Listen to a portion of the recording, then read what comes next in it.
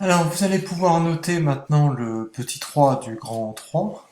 On est dans le développement de l'administration et la mise en valeur du territoire. Et noter que le français est la langue de l'administration, devient la langue de l'administration, se diffuse dans l'ensemble du royaume. Alors, vous avez un point de passage 2 dans votre manuel qui parle de cet édit de Villers-Cotterêts. C'est une loi, c'est bien une loi.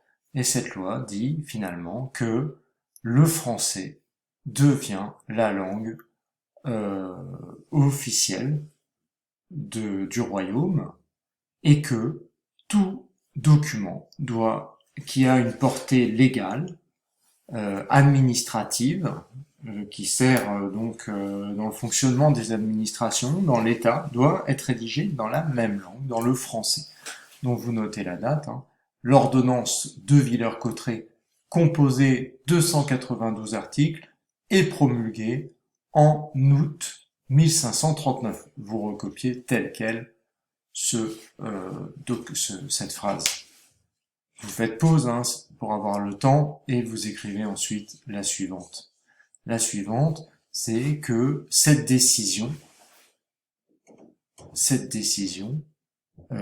centralise l'État monarchique parce que c'est une langue parlée au nord du royaume et les décisions sont prises au nord du royaume, à Versailles, sous Louis XIV, mais là c'est bien avant, d'accord, donc c'est encore en 1539 une cour qui peut se déplacer, mais c'est de là que vient la loi, donc centralisation, mais aussi cette loi entraîne une centralisation de l'État monarchique. C'est une étape, c'est pas la seule, et aussi une uniformisation du territoire, puisque, comme on le voit dans le document 2, il y a énormément de parlers locaux, de patois, de langues régionales qui existent. Et là, finalement, le français va se diffuser petit à petit, au fur et à mesure. Donc, ça entraîne une uniformisation du territoire.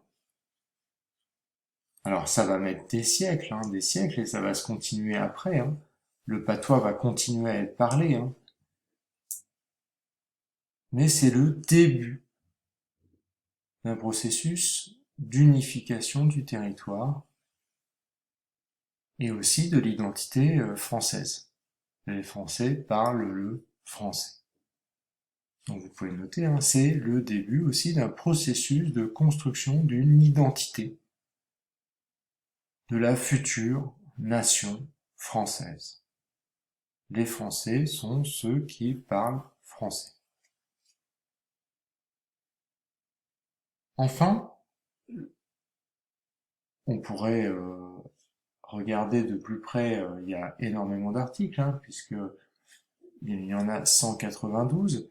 Et si on regarde l'article 110, voyons ce qui est lu, ce qui est dit, afin qu'il n'y ait cause de douter sur l'intelligence des arrêts de nos cours souveraines, nous voulons et ordonnons qu'il soit fait écrit si clairement qu'il n'y ait ni puisse avoir ambiguïté ou incertitude, ni lieu à demander interprétation. Qu'est-ce que ça veut dire, ça, finalement? Ça veut dire que cette ordonnance de Villers-Cotterêts dit le français va être utilisé pour que la loi soit précise, pour que on sache bien de quoi on parle quand on donne des ordres, quand on dirige ou quand on juge, ou quand on interprète la loi.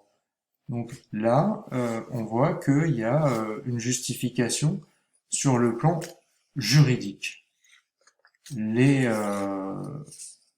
pas question finalement, à partir de l'ordonnance de Villers-Cotterêts, d'accepter qu'il y ait une langue par région avec toutes les incertitudes que ça peut causer quand il va y avoir les traductions et les arbitrages.